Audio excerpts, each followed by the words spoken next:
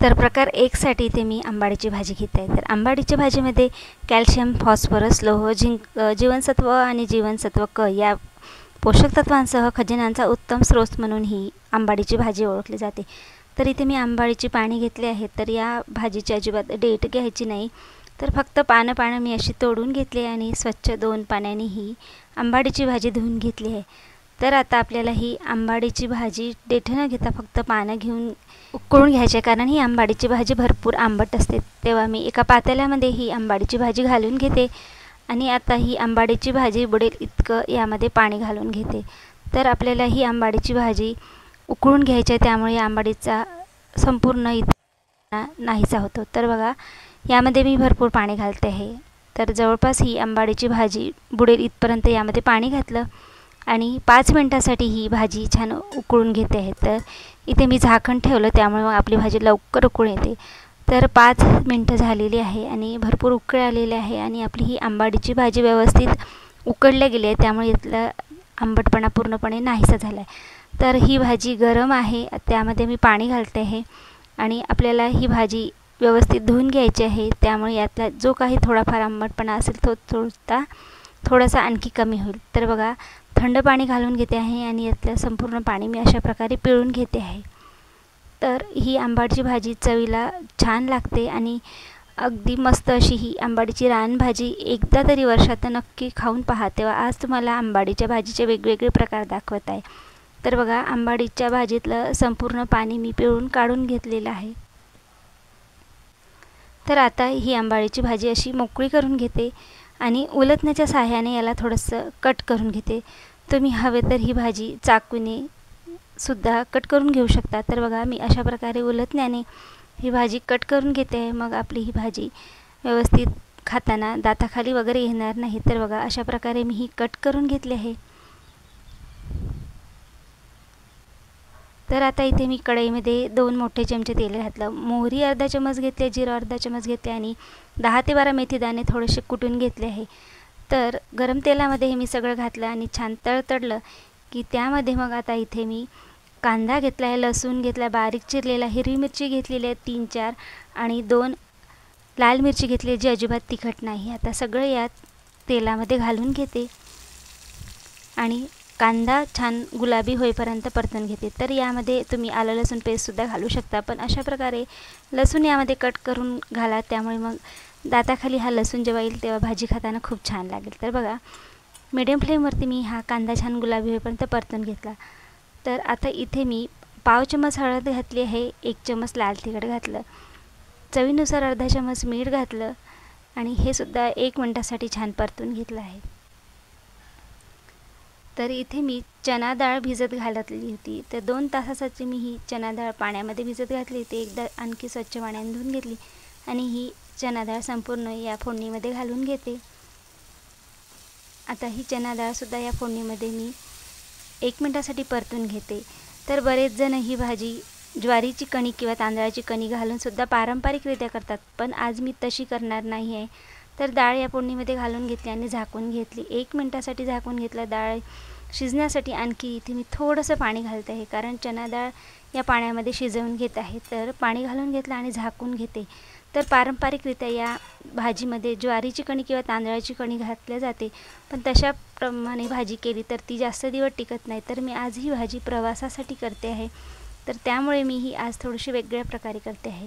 तर परत 1 मिनिटानंतर मी हे काढून घेतलं आणि आता या डाळीतलं पूर्ण पाणी आटलं की त्यामध्ये मग आपली ही कट करून घेतलेली आंबाडीची भाजी घालून घेते आणि आंबाडीची भाजी या डाळीमध्ये मिक्स करून घेते। तर ही मी प्रवासासाठी करते आहे, तर अशी ही भाजी तुम्ही करून पहा। तुम्ही प्रवासाला कुठे जात असेल तर 2-3 दिवससुद्धा ही भाजी व्यवस्थित टिकते आणि फ्रीजमध्ये तर 4-5 दिवस आरामात टिकते। तर आंबाडीची भाजी मी या डाळामध्ये व्यवस्थित मिक्स करून घेतली आहे आणि आता इथे 2 मिनिटासाठी झाकून ठेवते, कारण आपली डाळसुद्धा व्यवस्थित शिजलेली आहे आणि आपण आंबाडीची भाजी उकळून घेतली आहे, त्यामुळे खूप जास्त आता वेळ लागत नाही। तर बघा, लो फ्लेमवरती मी आणखी 2 मिनिटं व्यवस्थित शिजवून घेतली आणि आता आपली डाळ बघा मी चेक करते, तर डाळसुद्धा व्यवस्थित शिजलेली आहे, कारण आपण यामध्ये पाणी घालून शिजवून घेतली होती। तर आता अशा ह्या शिजलेल्या भाजीमध्ये मी सर्वात शेवटी थोडीशी चिरलेली कोथिंबीर घालून घेते आणि अगदी मस्त चवीची अशी ही आंबाडीची रानभाजी तयार झाली आहे। तर वर्षातून एकदा तरी तुम्ही नक्की अशी ही आंबाडीची भाजी करून पहा आणि आजचा हा आंबाडीच्या भाजीचा पहिला प्रकार कसा वाटला ते कमेंटमध्ये नक्की सांगा। तर अशी ही आंबाडीची डाळ घातलेली भाजी एकदा नक्की करून पहा। तर अशा या आंबाडीच्या भाजीसोबत छान गरमागरम ज्वारीची भाकरी देते आहे, सोबतच इथे छान झणझणीत असा हिरव्या मिरचीचा ठेचा देते आणि सोबत मस्त फोडलेला कांदा। तर असा हा गावरान बेत वर्षातून एकदा तरी नक्की करून पहा, चवीला देखील खूप छान लागतो आणि झटपट देखील होतो। तर आंबाडीच्या भाजीचा आजचा पहिला प्रकार नक्की करून पहा आणि हा प्रकार कसा वाटला ते कमेंटमध्ये नक्की सांगा। आणि आजचा हा आंबाडी भाजीचा पहिला प्रकार आवडला असेल तर या व्हिडिओला लाईक नक्की करा। तर दुसऱ्या प्रकारासाठी इथे मी उकळून घेतलेली आंबाडीची भाजी घेतली आहे आणि ही भाजीसुद्धा पिळून घेते। तर ही भाजीसुद्धा व्यवस्थित पिळून घेते आणि आता इथे मी मिक्सरचं एक छोटं पॉट घेतलं आहे, त्यामध्ये ही पिळून घेतलेली आंबाडीची भाजी घालून घेते आहे।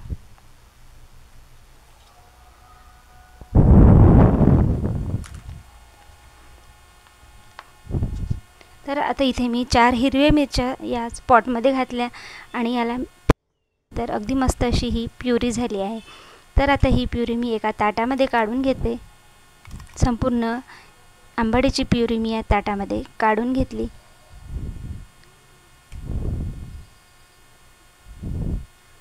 तर आता इथे मी ज्वारीचं पीठ घालते आहे। तर 1.5 वाटी मी ज्वारीचं पीठ यामध्ये घातलं आणि चवीनुसार यामध्ये मीठ घालायचं आणि व्यवस्थित हे आपल्याला मळून घ्यायचं आहे। तर इथे जर तुम्हाला पाण्याची आवश्यकता पडली तर तुम्ही यामध्ये पाणीसुद्धा ॲड करू शकता। तर मी सुरुवातीला या पेस्टमध्ये ही ज्वारीचे पीठ व्यवस्थित मिक्स करून घेतलं आणि थोडंसं इथे पाणीसुद्धा घातलं आणि पाणी घालून याचा छान घट्ट गोळा मळून घेते। तर खूप जास्त सैल किंवा खूप जास्त घट्ट नाही, तर अगदी सॉफ्ट असा हा मी याचा गोळा तयार करून घेतला आहे। तर परत एकदा हे व्यवस्थित मी मळून घेतलं। आता यातला एक छोटासा गोळा घेते आहे आणि अगदी छान याला मळून घ्यायचा आहे। तर खूप सॉफ्ट असा हा गोळा आपल्याला मळून घ्यायचा आहे, त्यामुळे मग आपण याची भाकरी करताना अजिबात फाटणार नाही। तर आणखी मी 1-2 मिनटं व्यवस्थित हा गोळा छान मळून घेतला आणि आता याचा उंडा तयार करून घेते आहे। तर आता पोळपाटावरती याची मी भाकरी थापून घेणार आहे। तर थोडंसं याला पीठ लावलं आणि सुरुवातीला बघा अशा प्रकारे याची लाटी तयार करून घेतली, मग आपल्याला भाकरी थापून घ्यायला अगदी सोयीस्कर होते। तर बघा पोळपाटावरती आता मी छान याची भाकरी थापून घेते आहे। तर अशा प्रकारे तुम्ही एकदा तरी ही आंबाडीची भाकरी करून पहा, चवीला खूप छान लागते आणि प्रवासामध्ये नेत असाल तर ही भाकरीसुद्धा 2 ते 3 दिवस व्यवस्थित टिकते। तर भाकरी थापून झाली आहे, तर ही भाकरी मी लोखंडी तव्यावरती भाजून घेते आहे। तर लोखंडी तव्यावरती ही भाकरी मी सुरुवातीला एक साईडने भाजून घेतली आणि दुसऱ्या साईडने सुद्धा भाजून घेते। तर बघा रंगाने सुद्धा ही भाकरी छान दिसते आहे आणि चवीला तर अतिशय छान लागते। तर एकदा तुम्ही नक्की अशी ही आंबाडीची भाकरी खाऊन पहा। तर बघा ही भाकरीसुद्धा छान फुगलेली आहे, दोन्ही साईडने व्यवस्थित ही आंबाडीची भाकरी भाजून झाली आहे।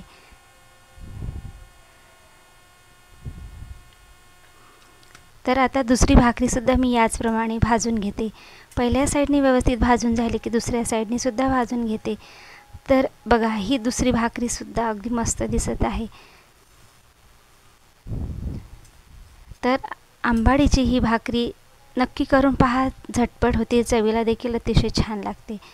तर अशा ह्या भाकरीसोबत तुम्ही लोणचं खाऊ शकता किंवा हिरव्या मिरचीचा ठेचा खाऊ शकता। तर मी मस्त झणझणीत असा हिरव्या मिरचीचा ठेचा यासोबत घेते, वरती छान शेंगदाणा तेल घालायचं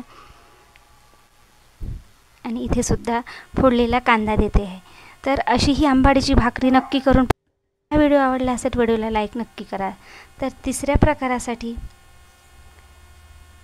मी इथे सुद्धा आंबाडीची त्यामध्ये अर्धी कणिक घातली आहे आणि जवळपास 1 मोठा चमचा इथे मी बेसन घातलं, पाव चम्मच त्यामध्ये हळद घालायची, अर्धा चम्मच लाल तिखट घातलं, चवीनुसार अर्धा चम्मच मीठ घालायचं आणि इथे मी तीळ घातले, 1 चमचा तीळ घातले, अर्धा चमचा ओवा हातावरती क्रश करून घातला आणि अगदी थोडंसं यामध्ये आलं लसूण पेस्ट घातलं आणि थोडीशी कढीपत्त्याची पाने मी आता अशा प्रकारे हाताने तोडून टाकते आहे। तुम्ही हवे तर ही कढीपत्त्याची पाने आंबाडीच्या भाजीसोबत मिक्सरमध्ये पेस्टसुद्धा करून घेऊ शकता। आता यामध्ये अर्धा चमचा तेल घातलं आणि इथे मी लोणच्याचा मसाला 1 चमचा घालत आहे आणि अगदी व्यवस्थित हे सुरुवातीला पाणी न घालता मी मळून घेते आहे।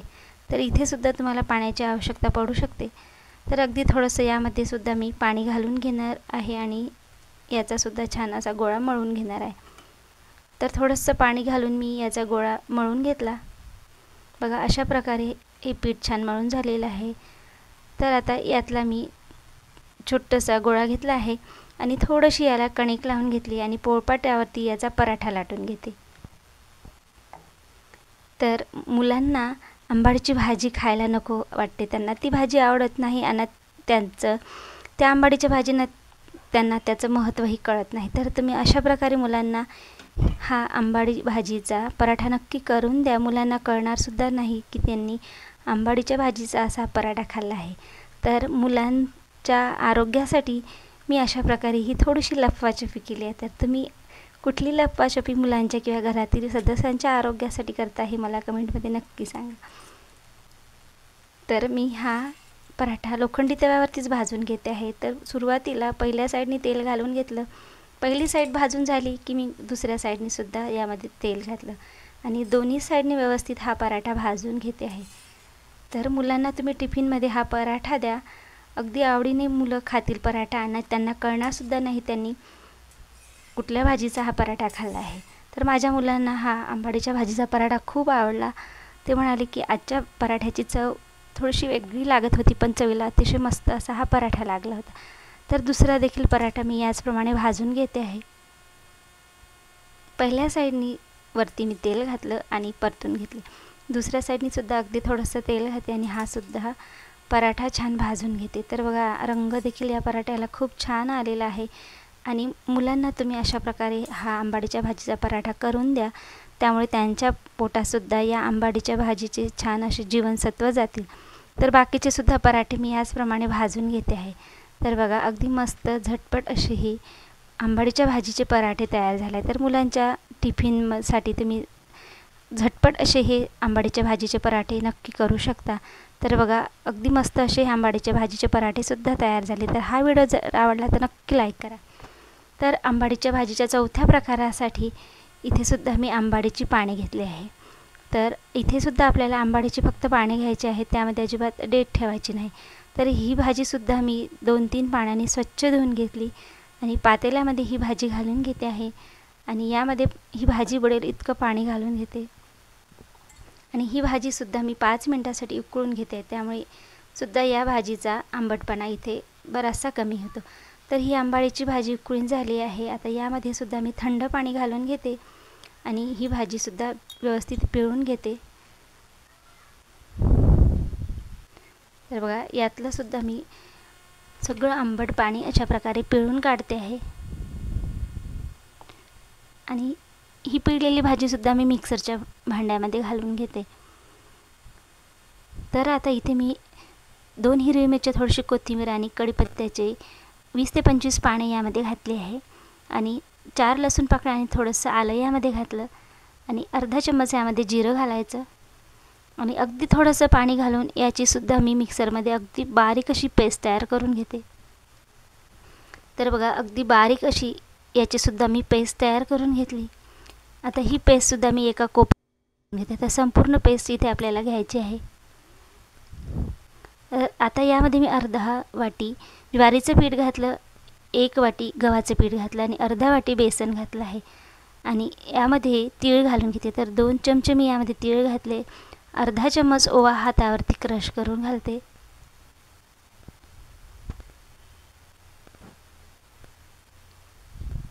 आणि चवीनुसार अर्धा चम्मच यामध्ये मीठ घातलं, पाव चमचा हळद घालायची, अर्धा चम्मच लाल तिखट घातलं आणि इथे सुद्धा मी लोणच्याचा मसाला घालते आहे। तर अशा प्रकारे तुम्ही पराठ्यांमध्ये, पुरीमध्ये असा हा लोणच्याचा मसाला घालून पहा। कुठल्याही प्रकारचे तुम्ही पराठे किंवा पुरी करत असाल तर अशा प्रकारे त्यामध्ये लोणच्याचा खार घातला तर चवीला देखील तो पराठा आणि पुरी खूप छान लागते।